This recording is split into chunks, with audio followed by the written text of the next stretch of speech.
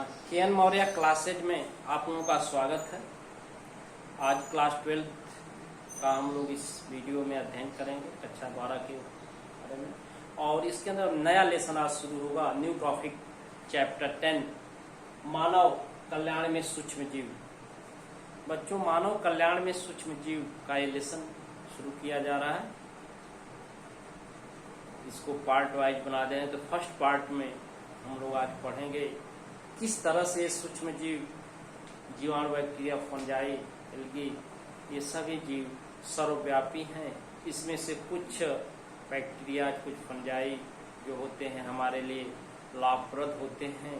तो किस तरह से किन किन क्षेत्रों में हमें लाभ पहुंचाते हैं, उन्हीं के बारे में हमें अध्ययन करना है। तो चलिए चलते हैं।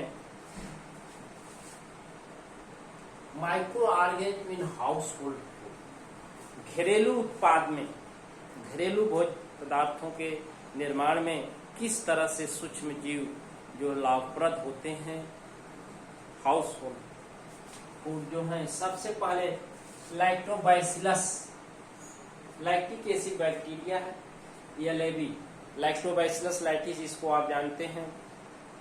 Lactic acid bacteria lactic acid का फॉर्मेशन करता है, ग्रो इन मिल्क, जो दूध में वृद्धि करता है, और exchange milk protein casein coagulate करके कॉर्ड दही बना देता है। ये दूध की प्रोटीन कैल्सीन को स्कंदन करके उसको कॉर्ड दही में बदल देता है, मिल्क को।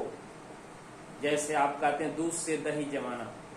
और लाखों की संख्या में ये बैक्टीरिया पाए जाते हैं दूध में। और देखते हैं उसके बाद कॉर्ड दही जब बनती है, उसका थोड़ा सा हिस्सा पुनः मिल्क में डाला जाता है, पूरा मिल्क कॉर्ड दही में बदल जाता है।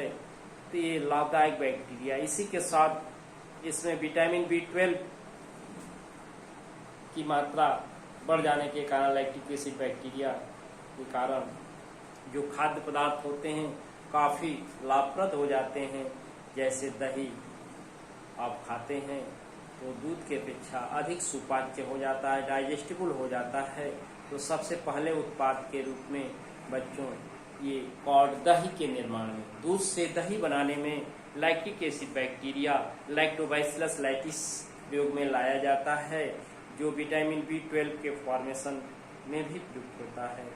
इसकी इंक्रीजिंग लेवल से खाद्य पदार्थों की और उपयोगिता बढ़ जाती है। इस तरह से पहला सूक्ष्म जीव ये लैक्टोबैसिलस लैक्टिस रहा, जो lactic acid bacteria LAB, lactic acid bacteria के नाम से जानते हैं। दूसरा है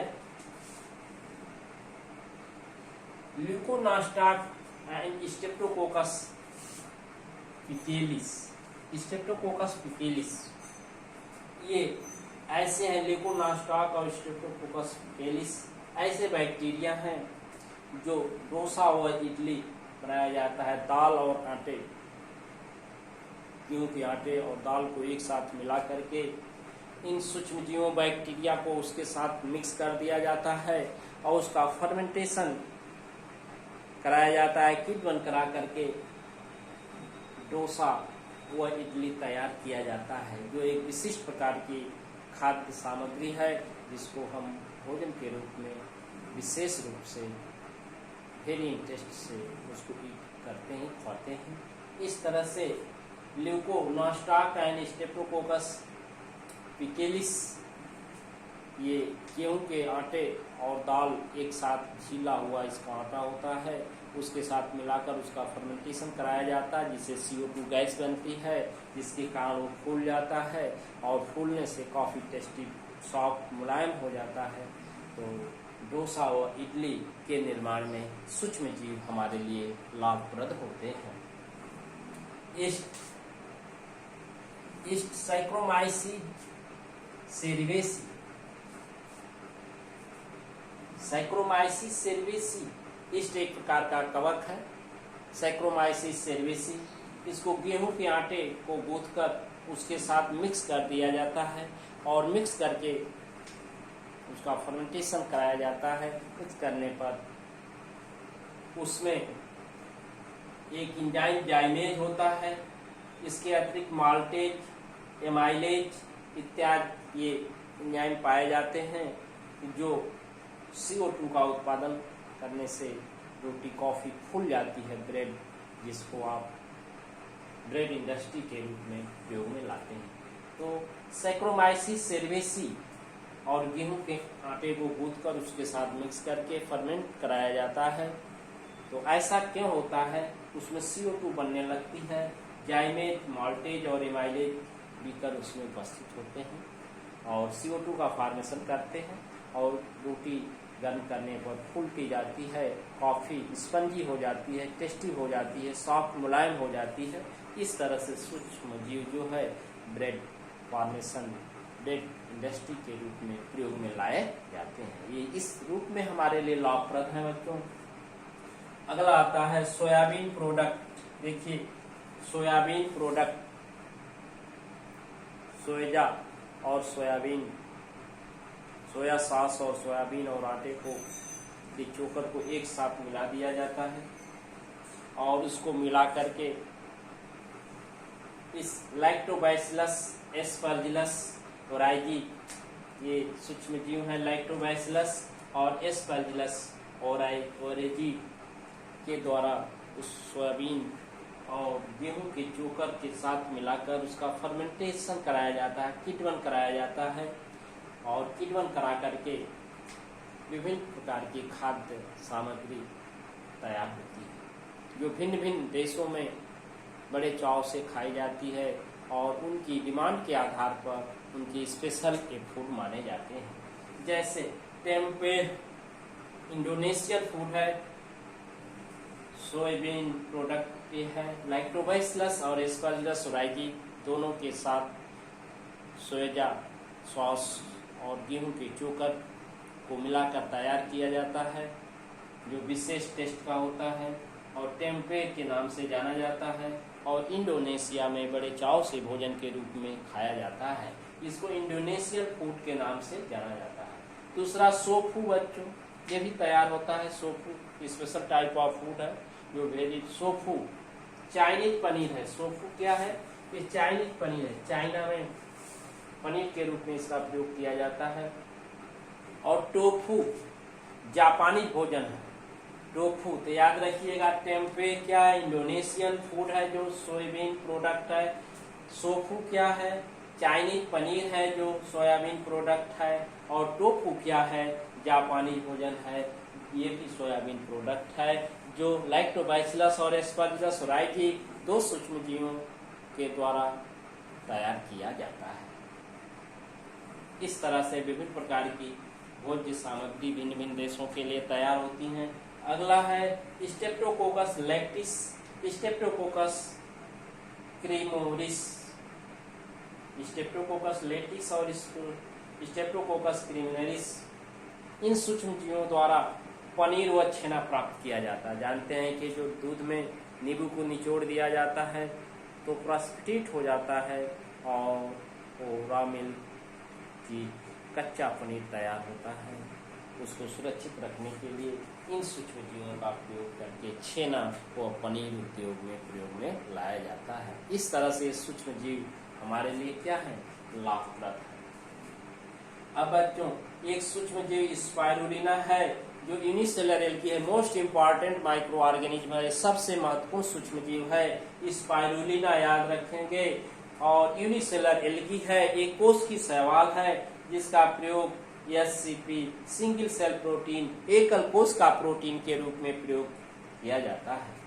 सिंगल सेल प्रोटीन के रूप में इसका प्रयोग किया जाता है क्योंकि all essential amino acid are present in this type of microorganism. इस सूक्ष्म जीव में सभी आवश्यक अमीनो अम्ल उपस्थित होते हैं। इसमें प्रोटीन की तो 60% मात्रा प्रोटीन की पाई जाती है, इसके साथ विटामिन भी पाए जाते हैं और मिनरल साल्ट खनिज लवण भी उपस्थित होते हैं। तो इस प्रोटीन के रूप में काफी लाभप्रद सूक्ष्म जीव है और इससे हमें अधिक से अधिक प्रोटीन प्राप्त होती है। स्पाइरुलिना, और ये क्या है? एल्गी है। कैसा एल्गी है?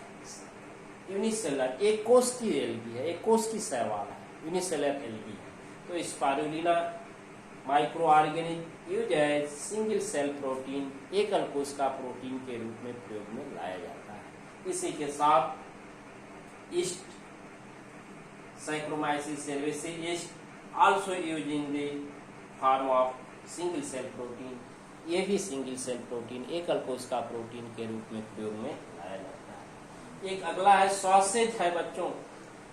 सॉसेज एक प्रकार का फूड पैकिंग है। सॉसेज तैयार करने में लैक्टिक एसिड बैक्टीरिया पाइडियोकोकस सेरेसी एक प्रकार का लैक्टिक एसिड बैक्टीरिया है जो सॉसेज तैयार करता है। सॉसेज क्या है? क्लोज बॉक्स मीट है, बंद डिब्बे का मांस है।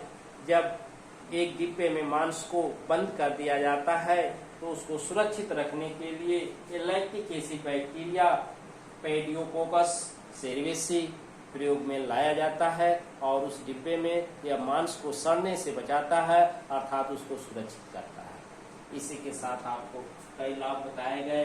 एक और लाभ है योगर्ट। पाश्चराइज दूध को स्टेप्टोकोकस के साथ मिलाकर फर्मेंटेशन कराया जाता है तो विशेष गंध और विशेष स्वाद वाला मिल्क प्रोडक्ट बनता है। इसी को आप योगर्ट के नाम से जानते हैं और बहुत ही इंटरेस्ट के साथ इसका प्रयोग करते हैं। टोडी आप जानते हैं जिसको भोजपुरी में तोड़ी कहते हैं। ये नारियल के रस, नारियल के जूस का फर्मेंटेशन कराकर तैयार एक प्रकार का पेय पदार्थ तैयार किया जाता है।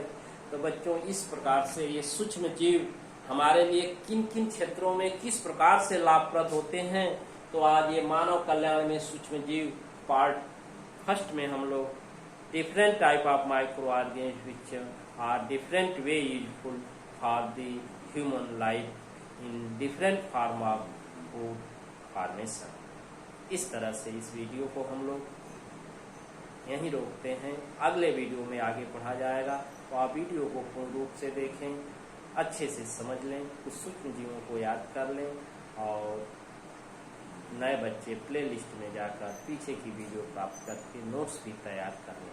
आपका पुनः टेस्ट जो होगा अगले संडे को होगा। Thank you.